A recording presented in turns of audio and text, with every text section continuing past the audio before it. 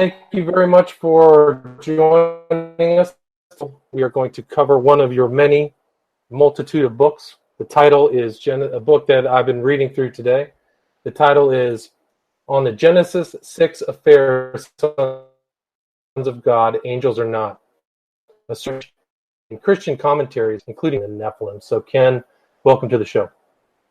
Hello, thank you for having me, and I appreciate you and your audience. Great to be talking to you again. Well, we've got 25 viewers, so some people have attended, are interested in this subject, as am I. You know, I've heard a lot of discussion in the Christian communities about Genesis 6.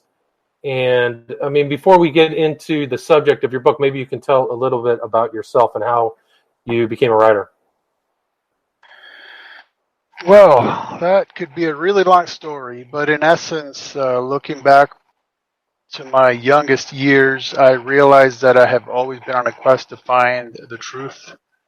And through the years, that just has spread into many directions to where, for instance, just to jump directly or on why I became a writer is just an outreach of me being a researcher. And I'm a researcher because once I get a hold of something I'm interested in, I find that I have a healthy obsessive side. If something catches my interest, then I will research it and research it and research it. I mean, from every conceivable angle until I'm just mentally exhausted and feel I have a firm grasp of it. And then I boil it down, as you have to do when you're doing writing. You have to set parameters for yourself, of course. And that is a big part of learning, actually, is distilling all the information down to where you can explain it to somebody else in an understandable manner. Good point. And so, for instance, with this topic, the book you mentioned is a very specific one that covers the history of commentaries on this passage. But then I did a separate book called What Does the Bible Say About Angels? Then I have another one that's going to be published any day now, which is a follow-up, which is What Does the Bible Say About Demons? So that's part of a series. And then, I have a great deal of publications dealing with subjects like this. One of the books is called The Paranormal and Early Jewish and Christian Commentaries. And this is over a millennia's worth of comments on angels, cherubim, seraphim, Satan, the devil, demons, the serpent, and the dragon. So that was a fun project because it's over 500 pages, and all I did is write the intro. The rest of it, I just provide you quotations and citations from what other people have said for around 1,000 years. Well, yeah, I mean, I think that's your style in a lot of your books, actually, is very much research-oriented, right. You know, going back and looking through voluminous different sources to kind of research and get insight into what the real meaning of that is. And that Genesis 6 is a fairly short passage, but it's a reference so often, you know, there's like a whole industry, Nephilim industry, or, you know, these discussions are a significant part of, like, common current Christian discourse and discussion. Yes, there are certainly circles within which this is a huge topic, and it branches out into very many different directions, in fact. Right. And so when you started, you know, using your research skills, when you started looking into this, I mean, how did you find all of these references to this passage in so many different, I mean, you covered not only Christian sources, but also Jewish sources as well. Right. So just to focus on that book, my point was to understand of every known person who wrote about this text from before the time of Jesus, every known person who wrote, what did they have to say about it? And so that is just a survey with me making some comments along the way. And the book begins with a chart. So you can see right down the line who took which view of this passage, and we'll talk about the views in just a sec. And then after the chart, the whole rest of the book is chapter by chapter, what this person had to say about it, the quotations, the citations, and every now and then a comment from me. And so that was because, well, generally attend your church services, and your pastor might cover this and might not. Then maybe you run across it in your daily Bible reading, and you might pay attention to it or not. As far as the specifics, I mean, you obviously would read it, but maybe it didn't catch your attention. But then after hearing so many people talk about it from so many different, trying to really understand it, there I went, and it caught my interest, and so that was part of my research, is the historical side of it, just to understand who had what to say about it. And then of course, like I said, I followed up with a separate book just about angel and a separate book just about demons and all that. How many books do you have published now? Well, I haven't really counted lately, but I think I'm up to 24 or 26. So kudos to you. Well, this, I think, I mean, you're my favorite guest. You've been on my show. I think we're on the 5th or 6th time. So we've covered many of those books in previous interviews and discussions. So if anybody wants to check those out, go to my YouTube channel, William Ramsey Investigates. And you know, I'm a huge fan of yours as well. I mean, anytime you publish an interview, I personally prefer to download them. I put them on my iPod, and that way, when I'm at the gym or when I'm driving in my car, wherever I am, there I am, cool. listening to your shows, and I always get something out of them. Awesome. Well, good. Thanks. Of course.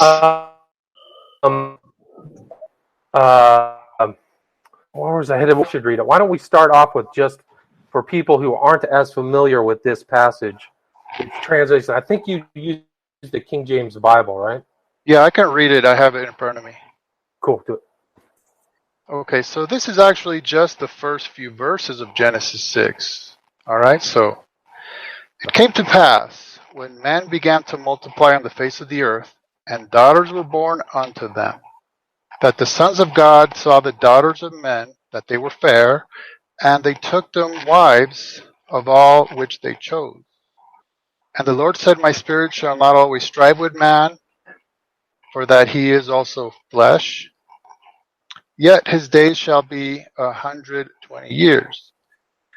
There were giants in the earth in those days, and also after that, when the sons of God came in unto the daughters of men, and they bare children to them, the same became mighty men which were of old, men of renown.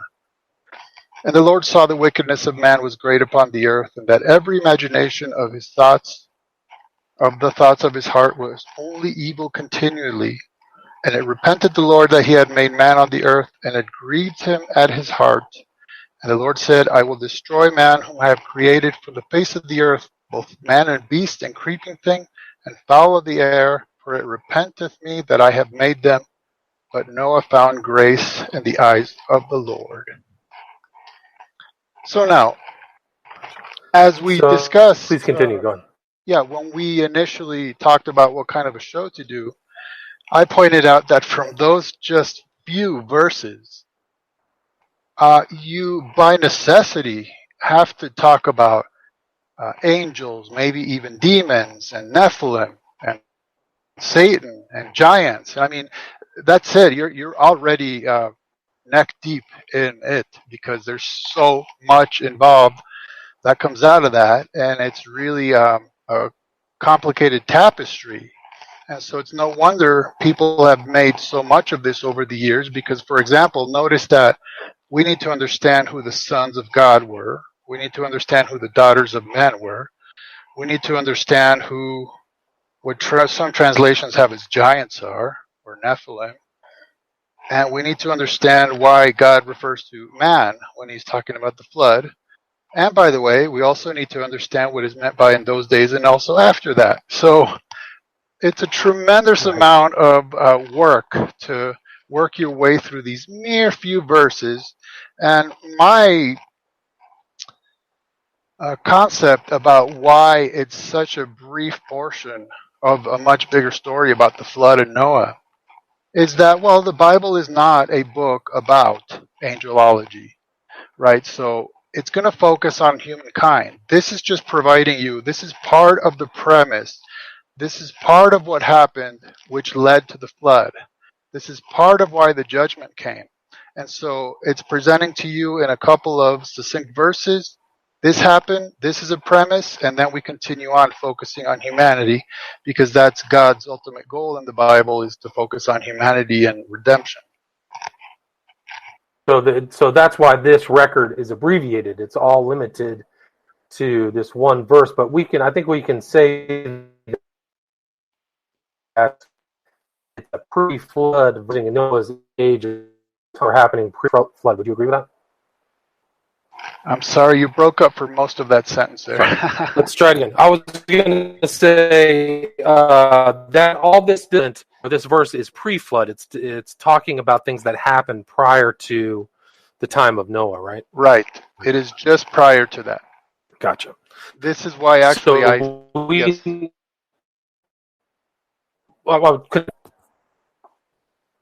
Did you hear that? Continue. Okay. Yeah, I just stopped with the verse about Noah finding grace in God's sight, because that would be the key to understanding. This led up to that, and then from there we get the story of the actual flood, and then the survival of Noah and his family. Gotcha. And well, I mean, the word, where does that come into plus 6? I heard you asking me where something comes into play at verse or what Genesis 6. What Nephilim? How does the word in Genesis 6? Oh yeah, I'm just not hearing you that well. You're breaking up. How about this? It's not your mic or anything. It's the actual connection that's stalling every now and then. Okay, I'll put the mic back in. Where does the word Nephilim come from? You sound great right there. Really good. Where does the word Nephilim come from in Genesis 6? Okay, the term Nephilim proper, not the root word, the actual term Nephilim proper occurs twice in the Bible. Okay, and now most theorize that it derives from a Hebrew term, and some theorize that it derives from an Aramaic term, both of which would trace it back to a word that sounds very much like Nephal, basically, in either language. The Hebrew would mean to fall, and the Aramaic would mean giant. Ah, gotcha. And now the Septuagint version, the LXX, translates the term Nephilim with the term gigantes, which obviously it's the word giant, but it literally means earthborn. Okay, now the issue is that earthborn, gigantes, is the word used for the Titans of Greek mythology. So then one issue we have to deal with as we go along is, are they being referred to as such because of height, or because of the fact that they were mighty men, men of old, men of renown, right? Which is what the Titans were as well. And I would throw in the concept that the reason why there's so many stories that ancient cultures share in common is after the Tower of Babel event, when humanity split off into groups, they would have taken what was then common history, and eventually, as they spread across the earth and time passes by, these would have came to be known as myth and legend, changing in that detail or this one, but the core remaining the same historical memory. Okay, so that's just a point I wanted to make, which is just because it uses the word gigantes and earthborn doesn't necessarily mean that it has anything to do with height, but that the fact that these were noteworthy men. Gotcha. I understand. So why don't we try to go ahead? There were elements, like, to just back up your point in the book, like there was, I think Armenians used the word Herc, where the Greeks used Hercules. They had the same kind of, right, mighty, different, the same kind of myth, right? I think I got your gist, but you broke up quite a bit there. So I think instead of I'm just not hearing you. Say Hercules. Hercules. Okay. Yes. Okay. Gotcha. Yeah.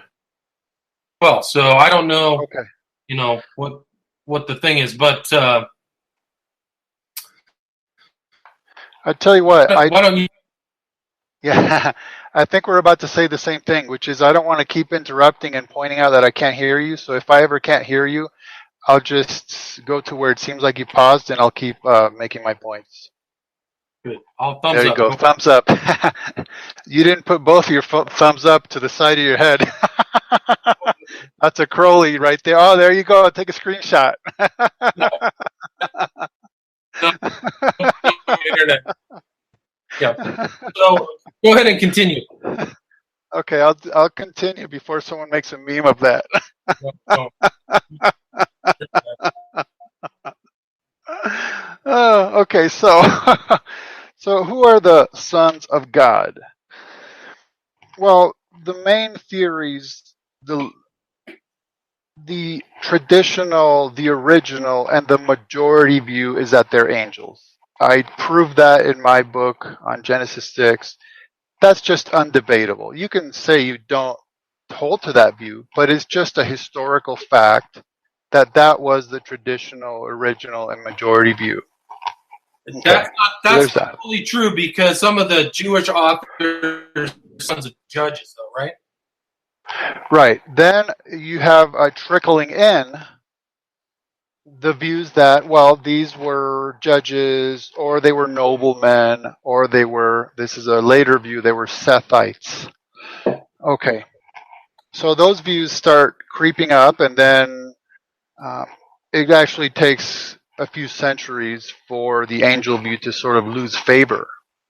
But, I mean, my book just proves that what the original view was and shows you when it started changing. So now, one issue is if they were judges or noblemen, and then the daughters of men are viewed to be sort of lower class people, why on earth does God get involved in that? He's going to set the lifespan to a certain number of years. Why is this viewed as something wrong or bad? Because no such thing was forbidden.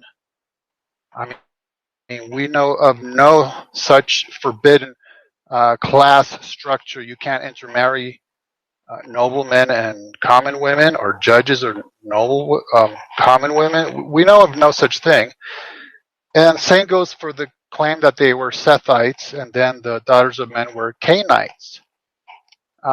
For some odd reason, firstly, why is it only males of the Sethites and only women of the Canaanites?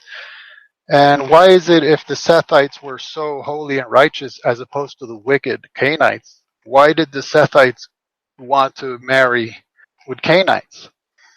And of course, that's just really a fable, that all the Canaanites were wicked and all the Sethites were holy. That's just something somebody made up along the way.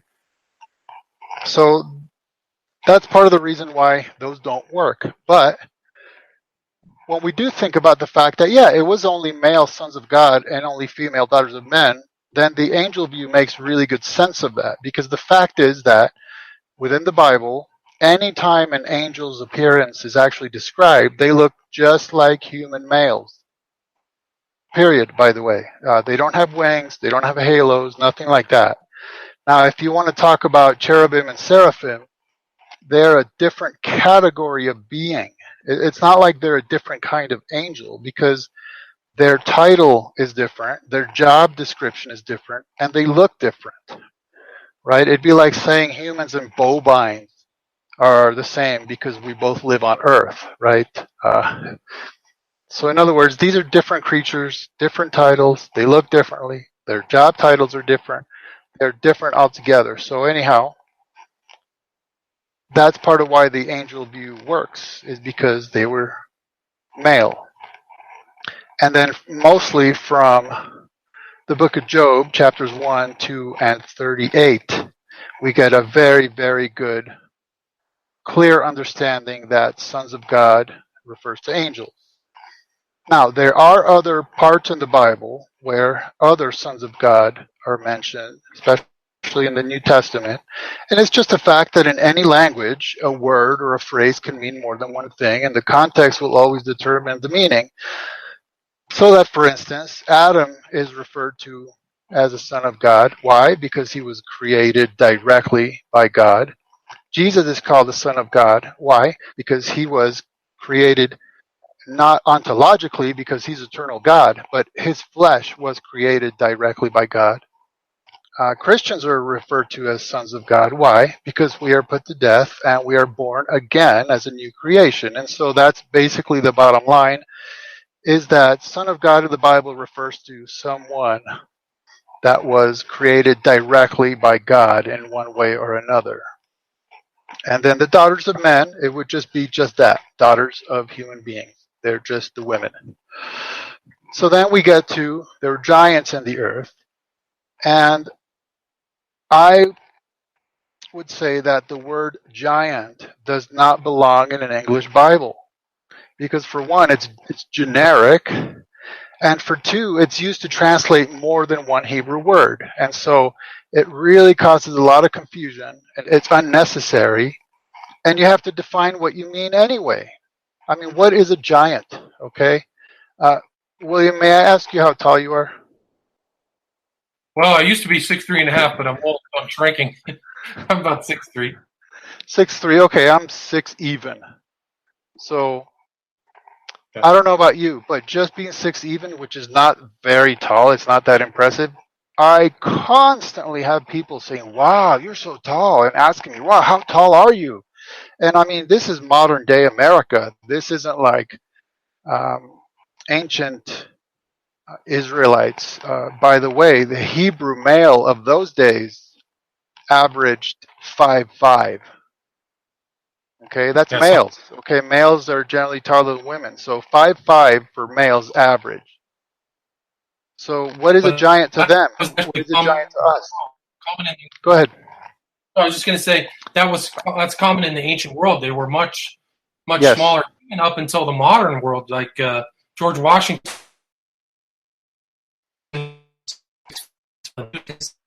Huge revolutionary. Did you hear any of that? Something about George Washington and then nothing. Yeah, thumbs down. But so my point is, yeah, there's not much use in using a word that you're going to have to spend a lot of the time defining anyway. Okay, so let's forget the word giant for now. It says the Nephilim were in the earth in those days. Okay, so who are the Nephilim? Well, it's very clear, except that some people feel the need to say that it appears the Nephilim were not the offspring of the sons of God and daughters of men, because it says the Nephilim were in the earth in those days and after that, when the sons of God came unto the daughters of men and their children, right? I think that's just an issue of an odd English grammatical translation. I think it is definitely telling you that the Nephilim are their offspring. And an easy way to think of it is to think about, if it is referring to the Nephilim as being some kind of other group that happened to be on the earth in those days, why are they just throwing it in? I mean, there's no reference to the Nephilim prior to that. There's only one reference after that. So why would this text be telling you, okay, here's what happened. The sons of God had children with the daughters of men. Oh, and by the way, there were these Nephilim guys who happened to be around anyway, so never mind that. Anyhow, let's get back to our story. It doesn't make any sense. So it's pretty clear that the Nephilim are their offspring. Can you read Lifespans. Yeah. There is a question as to whether the verse where it says that his day shall be 120 years, whether that refers to God setting a generic lifespan limit, or whether it's referring to from that point until the time of the flood, right? And because we do see a gradual decrease, quite drastic actually sometimes, in the lifespans in Scripture. So that's actually goes towards my next point. First, I want to talk about why in the description of the flood, it talks about men, right? It doesn't talk about angels. It doesn't talk about sons of God or Nephilim. The judgment is on man, the wickedness of man. And again, that's what the Bible wants to focus on. That's its purpose. But if it includes the Nephilim, that's not a problem at all to refer to them as men, because they are half men, right? It's just like we call Barack Obama the first black president, where he's only half black. But it's understood that is what is meant by that. And of course, Trump is the first orange president. So, there's. And so then comes the issue First for everything. Yeah. Then comes the issue of, were there post-flood Nephilim? And that is an incredibly important question, and a lot hangs on it, because the one and only reason people think the Nephilim were unusually tall is not because of Genesis 6, it's because of Numbers 13. And the only reason some people think that there were post-flood Nephilim is not because of Genesis 6, it's because of Numbers 13. And so it's that second reference to the Nephilim that really ties a lot of things together. And the question is whether it ties them together properly or not. So part of the issue is the statement, in those days and also after that, which some people take to mean in pre-flood days and also in post-flood days. Now, if you want to believe that, you at least need to admit to yourself and others that the text does not say that. It says those days and also after that. If you want to put words in brackets in that statement, you need to recognize that's what you're doing, because that is not what it says. And so what does it say? In those days. Okay, what days? Well, the text tells you, because it begins with a timeline starting point. What days? When men began multiplying on the face of the earth and daughters were born to them. That's those days. And when was that? Well, I have no idea, but it could be as early as when Adam and Eve's children started having children, right? As soon as man began to multiply on the face of the earth and daughters were born to them, it could have been that early. And so if it was that early, you have roughly over 1,000 years that this could have been going on. And so since in those days is that starting point, then after that just means that, nothing more than that. It's just after that starting point. It's not necessary to understand it as being post-flood. Okay, somebody asked me this question. Go ahead. Oh boy, yeah. That would really take us off track. I posted an article about that. I really don't think that there's... see, I don't want to just throw out a one-liner about that. I did write an article about it once, but I think it would take us too far afield, because we can deal with the issue of whether there's Nephilim genetics around today by continuing on and understanding the text here, okay? So now, almost as a side note, I want to point out that one thing you do not see in Genesis 6 is Satan. He has no active participation in this. Maybe he was influencing from the background, but he is not actually involved in this. And one reason I think he is not involved is because the fact is Satan is not an angel.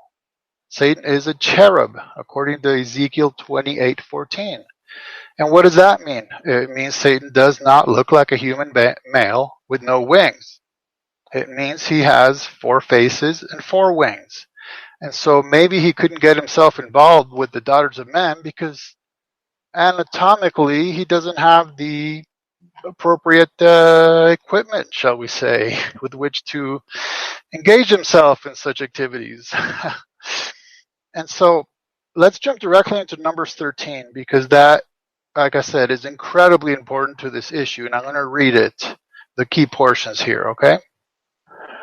Okay. So the spies, which includes Caleb, are sent out into the land because God commanded them to take the land.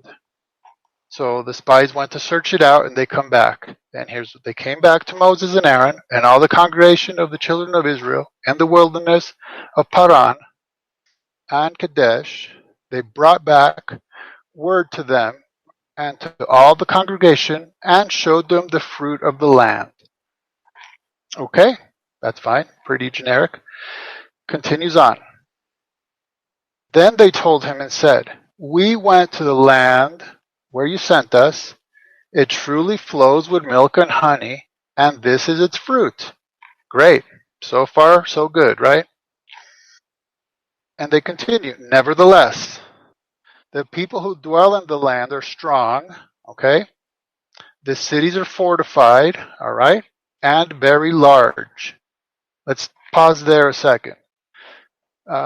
Understand the historical context. These are itinerant wilderness dwellers. Okay, so they are very impressed by the fact that they're encountering cities that are big, that are well fortified and well protected. That's very impressive to them. They're not used to that. They don't live that way. Okay? They continue on. Moreover, we saw the descendants of Anak there. And then they mentioned they also saw Amalekites, Hittites, Jebusites, Amorites, and Canaanites. Okay? Now, so far, they start out, here's the good things about the land, and then they're intimidated by the size of the cities and the fortifications. Okay? Pretty standard report, no big deal. Now, Caleb interrupts, and here's what he says. Then Caleb quieted the people before Moses and said, "Let us go up at once and take possession, for we are well able to overcome it." Okay, so the report started out good, then it became discouraging, and Caleb interrupts to say, none of this, we can do it. We were commanded by God to do it, okay? And here's what the text continues on. But the men who had gone up with him said, "We are not able to go up against the people, for they are in we." And they gave the children of Israel a bad report of the land which they had spied out, saying, "The land through which we have gone as spies is a land that devours its inhabitants, and all the people whom we saw in it are men of great stature. There we saw the giants, or Nephilim. The descendants of Anak came from the Nephilim, and we were like grasshoppers in our own sights, and so we were in their sights." Okay, so you get the flow of this, right? They discourage the people because they're very intimidated. Caleb chimes in to encourage the people. Then they start discouraging the people again. Then we are told that they are going to, or are presenting, a bad report, and only then do they come up with this stuff about great stature, that there's Nephilim there, and just how tall they are. Right? Okay, so there's the flow of it. You can't just say the Bible says in Numbers 31 that there were post-flood Nephilim. You can't say the Bible's inspired and it says it. No. Who is saying it? Why are they saying it? And how is the text laid out for us? Because you'll notice it's only right before the fantastic claims that we're told they brought a bad report. Okay, so that is absolutely key. So to me, this reads like Caleb interrupts to encourage the people, so then the spies take up their fear-mongering scare tactics up a few notches, and they make up this story based on what by then must have been folklore, right? Or myth or legend. Oh, we saw the Nephilim. And boy, they are really gigantic. I mean, this is a kind of don't go in the woods type of story that they came up with. And we are told right then and there that it's a bad report. Bad in part because by now these spies are being disloyal and they are rebuked for doing so. They're rebuked for discouraging the people to do what God commanded them to do. And part of that is obvious to me. They just made up this story. Now, let me point a couple things out. So let's say that we want to do some kind of one-to-one ratio so that as a grasshopper is the size compared to a average man, 5.5 in those days, then so were the Nephilim to an average man. And if you do the calculations, let's say you round off the grasshopper to an inch tall, do the calculation to the 5.5 man, and then the 5.5 man to the Nephilim, they would come out to be about 300 feet tall, or 91.4 meters. Now, there's a couple issues here, one of which is you do have some ancient texts that really give preposterously tall heights for quote-unquote giants. And the problem is, let's say somebody was as tall as a telephone pole, okay? They would not be as skinny as a telephone pole because there's an exponential growth. So you would grow wide as you grow tall, so that if you're 300 feet tall, you wouldn't be 300 feet tall. You would never survive. If you survive, if you took a step, you would shatter your own bones. And the amount of nutrition you would need just to lay there and stay alive, much less move, would be absolutely tremendous. And so I don't think this was truly appreciated back in the day. Although there is one ancient text that talks about how much the giants ate, which of course I cannot be that impressed by that because I know a baby eats a lot less than I do. So obviously, a person who I can imagine being bigger than me would eat more than I. And okay. Also, when Joshua comments on this event in Joshua 14, he has Caleb. When Caleb comments on it, as recorded in Joshua 14. He says, "My brethren went up with me, made the hearts of the people melt." Okay, so Caleb is making it known to us that he totally understood that these guys were out to frighten the people because they were so intimidated. Then in Deuteronomy 1, Moses affirms that in fact the Anakim were in the land, but says absolutely nothing about the Nephilim. And then in Numbers 14, God himself affirms that the Anakim were in the land, but says absolutely nothing of the Nephilim.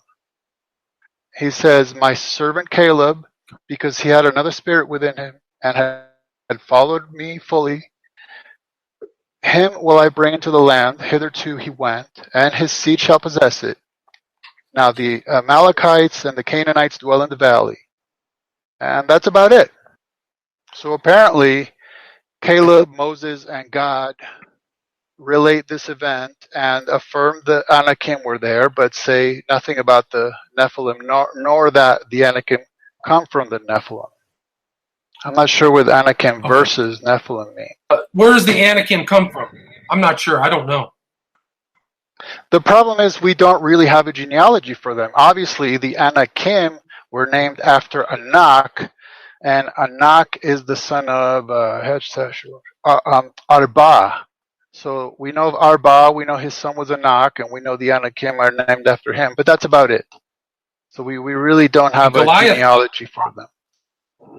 Is that right? No. Goliath wasn't. No. There's no indication of that. Okay. Please continue. Yeah, he was a Philistine.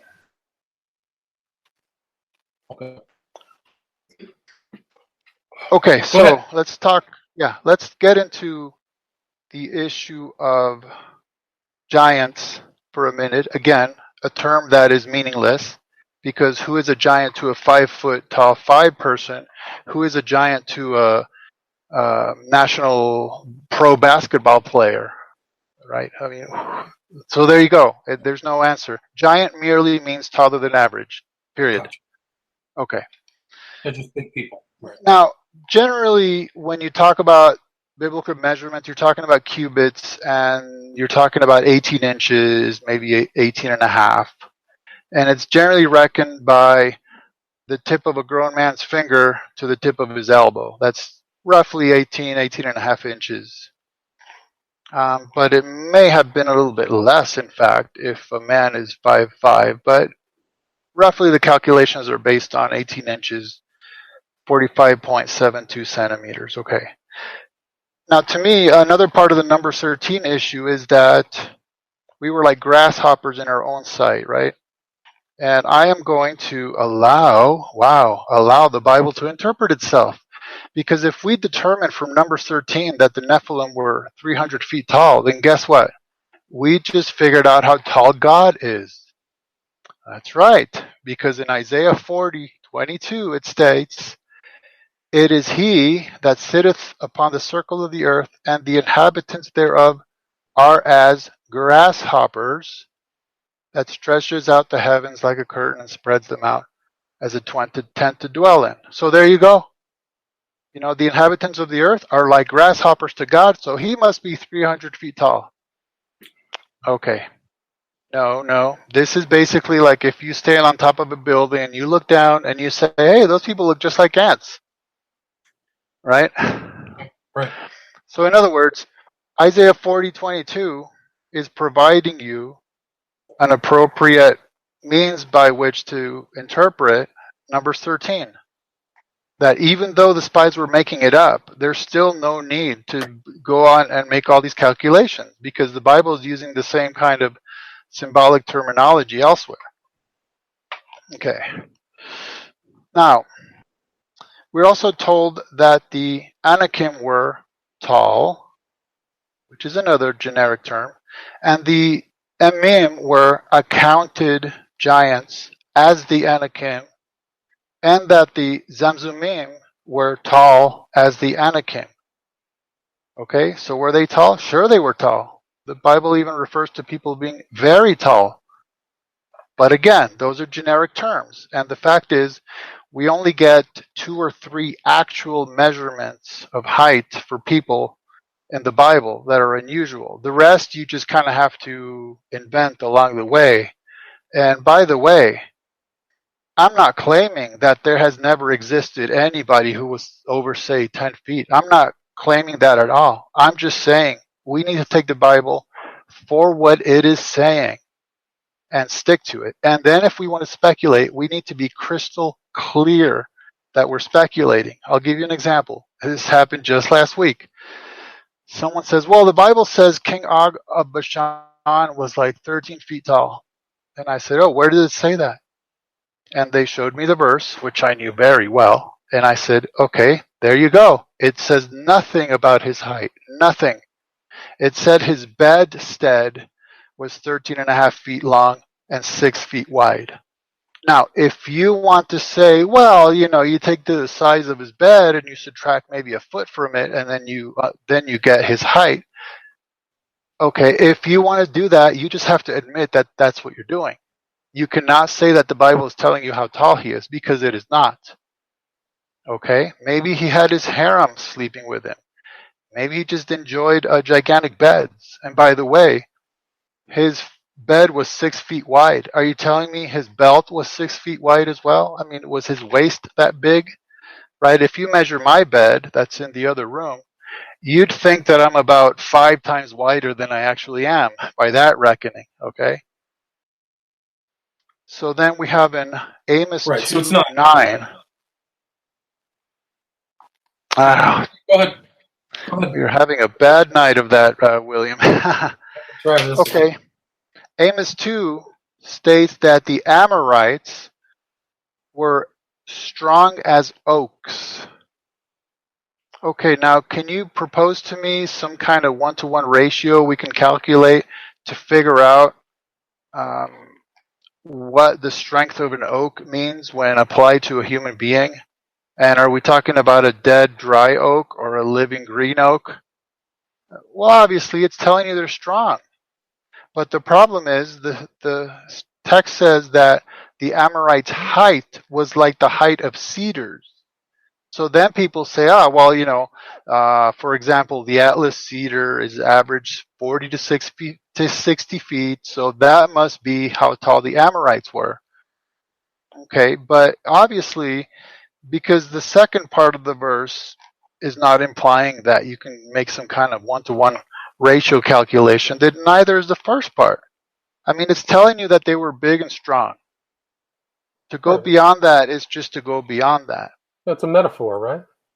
It's a comparison. That's my point, and it's just what I'm trying to emphasize. It's not just me playing the game of denial. It's me saying when I read that their height was like the height of the cedars, and he was strong as an oak, and I understand that the second part of the verse is obviously not implying that I can do some kind of calculation to figure out how strong they are, then neither is the first. I'm just keeping the text right within its own context and taking it as is. Okay, then there's the issue of Goliath.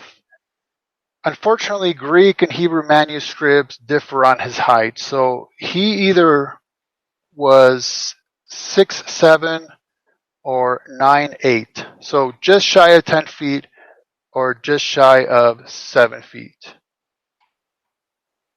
And so that is it. That is, there's also a reference to an Egyptian man who was 7'5". Okay. So the Egyptian man, Goliath, and the Amorites. That's it. That is the only three specific measurements that the Bible gives you. For all these stories of giants, the only three actual heights the Bible gives you are these three, and then the rest you need to be very careful about because you could be attempting to perform some kind of calculation where the text is obviously not calling you to do so. And one more note on this. John Peter Lang noted the following in his Commentary on the Holy Scripture, Volume 1. It is an interesting fact that Alexander the Great, in his march to India, arranged his campgrounds and cavalry cribs in double numbers and of unusual size, that he might produce unto the inhabitants of the land strange ideas of the size of his army. So that is known of Alexander the Great and other ancient conquerors, that they would purposefully build overly large structures or camps, and then as they traveled across the country, they would just leave them there so that when they left, the people of the land would go and inspect them and say, wow, is that army ever impressive, you know? Yes.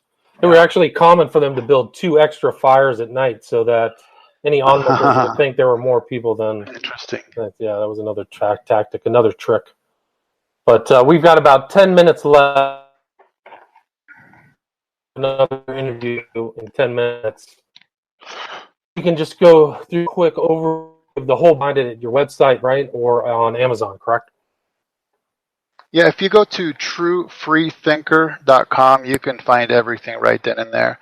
And for those of you who have been leaving a lot of questions, I'm really sorry. As you can see, I had to kind of plow through this really fast to even get close to touching the basic points we wanted to make tonight. I mean, obviously, there's so much more detail we could jump into. But I do think one of the gigantic issues with this topic is the tie-in between Genesis 6 and Numbers 13.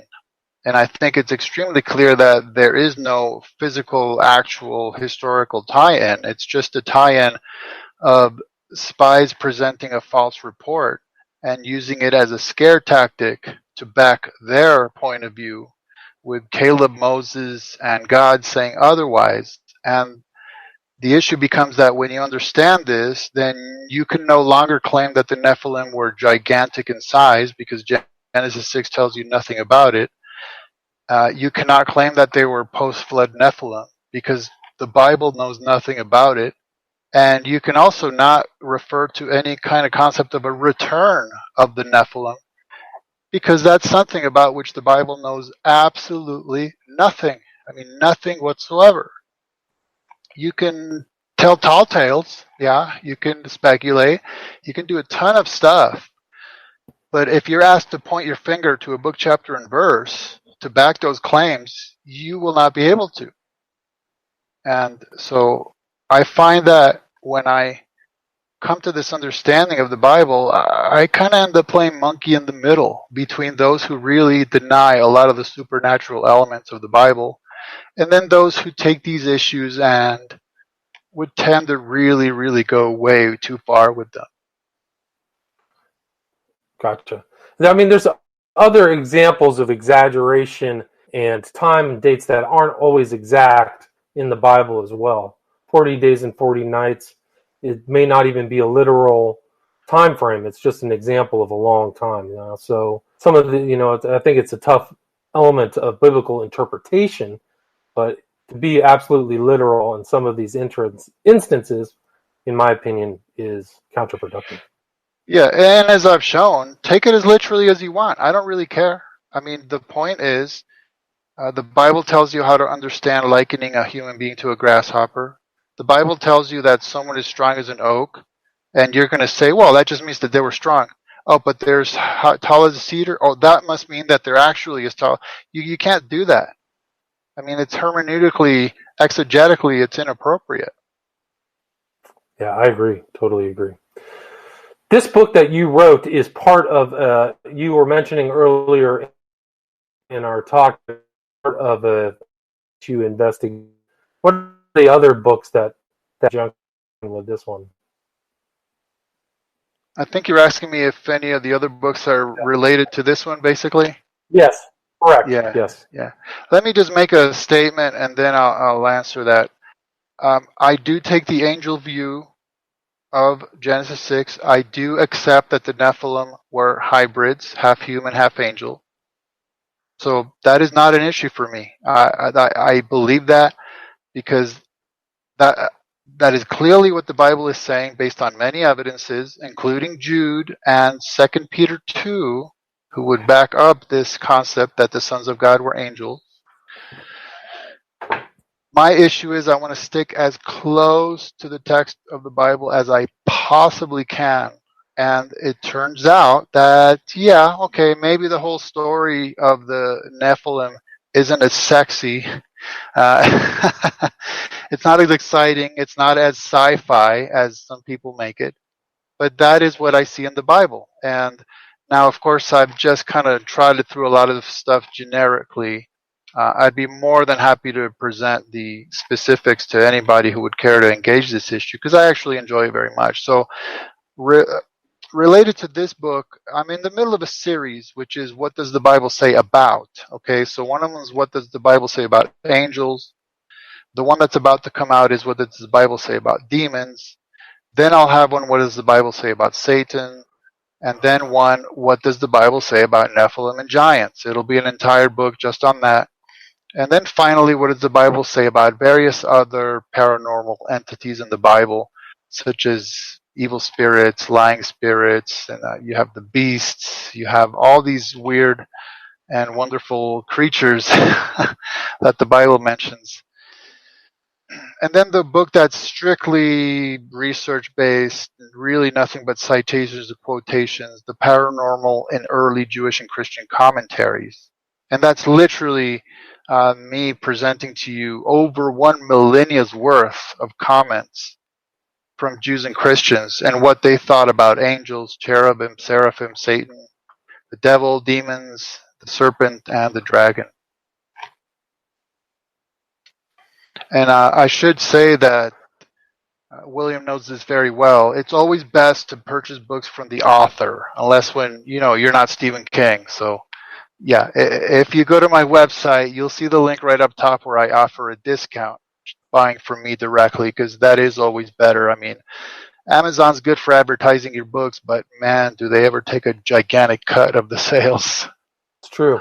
And I highly recommend all right the books. Yeah, I've read, I think I'm on your 5th book right now.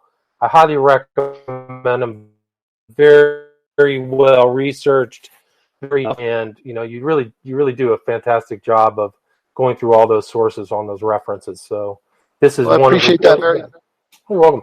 And so again, this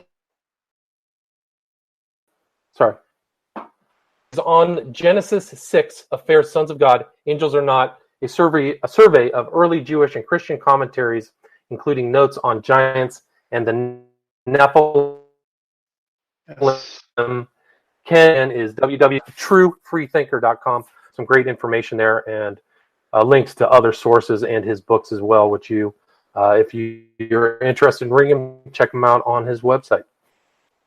Now, I want to apologize to everybody involved in the chat. I personally find it difficult to speak and listen and answer and read my notes and also read the chat. So I apologize for not doing that. I will get involved in the comment section within the next week or so. So if you have something you really want me to deal with, I will be in there after the show within the next week or so, every now and then, seeing what you have to say and dealing with anything you might have to bring up or point out or help with or challenge, anything. And if you want to listen to my show, the next show I'll be on is titled, it is Joe from the Carolinas. I'll be talking about the smiley face killers in about 2 minutes. Yes. If you're interested, for being on the show. On Genesis 6, Affairs, Sons of God, Angels or Not, a survey of early Jewish and Christian commentaries, including notes on giants and the Nephilim. Thank you so much.